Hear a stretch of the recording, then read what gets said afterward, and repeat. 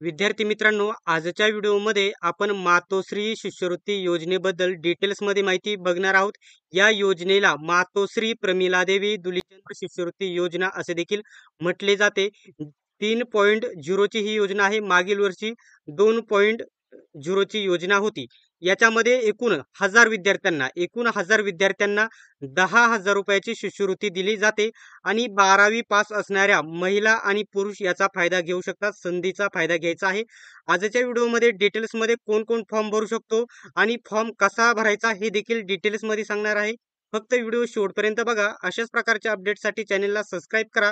मी आधीच सांगितलं होतं कोणत्याही प्रकारचे अपडेट तुमच्याकडून मिस होणार नाही. अजून देखील सबस्क्राईब केले नसेल तर सबस्क्राईब करा आणि बेल आयकॉनलाही ऑन करा. सर्वात पहिल्यांदा डिटेल्समध्ये कोण फॉर्म भरू शकतो, वेगवेगळी जी महत्त्वाचे पॉईंट आहेत ते मी तुम्हाला इथे सांगतो. तर या ठिकाणी बघू शकता योजनेचा या ठिकाणी बॅनरवरती म्हटलेलं आहे, आधार पूर्ण होणाऱ्या स्वप्नांना उंच भरारी घेणाऱ्या पंखांना. तर इथे म्हटलेलं आहे मातोश्री प्रमिलादेवी दुलीचंद राठोड शिष्यवृत्ती योजना 3.0. तर इथे म्हटलेलं आहे बघू शकता, स्पर्धा परीक्षेची तयारी करणाऱ्या बंजारा समाजातील विद्यार्थ्यांसाठी सुवर्ण संधी. आता कोणतेही कॅटेगरी कोणत्याही या ठिकाणी समाजामध्ये फॉर्म भरू शकत नाही. फक्त आणि फक्त बंजारा समाजाचे जे विद्यार्थी महिला किंवा पुरुष आहेत ते याच्यामध्ये फॉर्म भरू शकतात. याच्यामध्ये म्हटलेलं आहे महाराष्ट्रातील बंजारा समाजातील 1000 विद्यार्थ्यांना शिष्यवृत्ती योजना देण्याबाबत. तर कोण फॉर्म भरू शकतो, अर्ज प्रक्रिया कशी आहे, फॉर्म कसा भरायचा देखील पुढे सांगणार आहे. तर फॉर्म भरायला सुरुवात झालेली आहे, नोंदणीला सुरुवात झालेली आहे. कधीपासून अर्ज करायचे आहे तर कालपासून अर्ज बघू शकता. 7 ऑगस्ट ते 20 ऑगस्ट या दरम्यान तुम्ही फॉर्म भरू शकता. आणि पात्रता किमान 12वी पास असाल तरी देखील तुम्ही फॉर्म भरू शकता. शिक्षण किती देखील झालेले असेल तरी देखील तुम्ही फॉर्म भरू शकता. आता या ठिकाणी एक नॉर्मल त्याच्यासाठी परीक्षा होईल. त्याच्यासाठी मराठी व्याकरण 20 प्रश्न, इंग्रजी व्याकरण 20 प्रश्न, सामान्य ज्ञान त्याच्यामध्ये सामान्य याच्यामध्ये चालू घडामोडी देखील असतील आणि गणित आणि बुद्धिमत्ता असे प्रत्येक 5 विषयांचे 20-20 प्रश्न अशा प्रकारे तुम्हाला 100 प्रश्न विचारले जातील. त्याच्यानंतर तुम्हाला शिष्यवृत्ती दिली जाईल. याच्यामध्ये म्हटलेलं आहे स्पर्धा परीक्षेद्वारे विद्यार्थ्यांची निवड केली जाईल. तुमची परीक्षा घेतली जाईल आणि प्रत्येकाला 10,000 रुपये शिष्यवृत्ती दिली जाईल. त्याच्यानंतर ऑनलाईन स्पर्धा परीक्षा क्लासेसची सुविधा देखील उपलब्ध करून दिली जाईल. त्याच्यानंतर अभ्यास साहित्य घरपोच तुम्हाला दिले जाईल. अभ्यासासाठी वेगवेगळ्या नोट्स वगैरे तुम्हाला दिले जातील. त्याच्यानंतर बघू शकता इथे काय म्हटलेलं आहे, परीक्षेचे सेंटर परीक्षेचा दिनांक आणि वेळ लवकरच आपल्याला कळवल्या जाईल. आपण जे ऍड्रेस देणार आहे, मोबाईल नंबर दिला जाणार आहे, त्याच्यावरती ईमेल देणार आहे, त्याच्यावरती कळवले जाईल. याकरता नोंदणी सुरू झालेली आहे.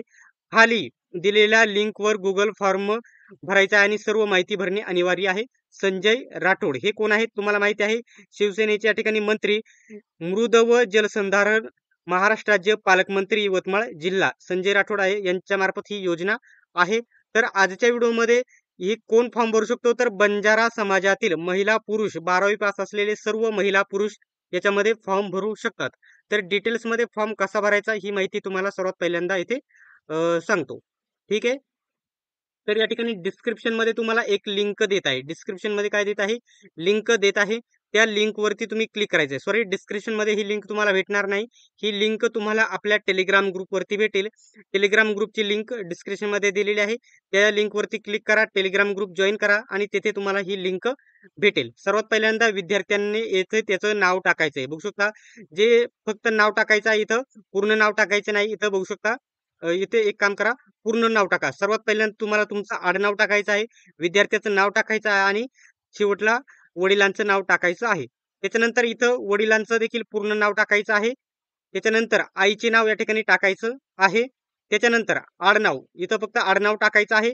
आडनाव टाकल्याच्या नंतर मोबाईल नंबर, इथं मोबाईल नंबर टाकायचा आहे तुमचा रेग्युलर परमनंट मोबाईल नंबर. ते कॉन्टॅक्ट करण्यासाठी तुम्हाला कॉल करू शकतात. त्याच्यानंतर तुमचा व्हॉट्सअप नंबर, जर मोबाईल नंबर वेगळा असेल कॉलिंगसाठी आणि व्हॉट्सअपचा वेगळा असेल तो देखील इथं टाकून घ्यायचा आहे. त्याच्यानंतर महिला पुरुष किंवा अदर याच्यापैकी महिला पुरुष पैकी तुम्ही महिला आहात का पुरुष आहात ते सिलेक्ट करायचं आहे. त्याच्यानंतर 12वी उत्तीर्ण झालेले वर्ष, 12वी तुम्ही कधी पास झाले. आता मी 2016 पास झालेला आहे, तर 2016 इथं मी अशा प्रकारे टाईप करायचा आहे. तुम्हाला पत्ता तुमचं या ठिकाणी मुक्काम पोस्ट वगैरे डिटेल्समध्ये टाकायचं आहे. मुक्काम पोस्ट, गाव वगैरे, जिल्हा, तालुका सर्व डिटेल्समध्ये टाकायचं आहे. त्याच्यानंतर तुम्हाला तुमचं आता सर्व माहिती इंग्लिशमध्ये टाकायची आहे, हे लक्षात घ्या. त्याच्यानंतर इथं तुम्हाला टाकायचं आहे तुमचं गाव.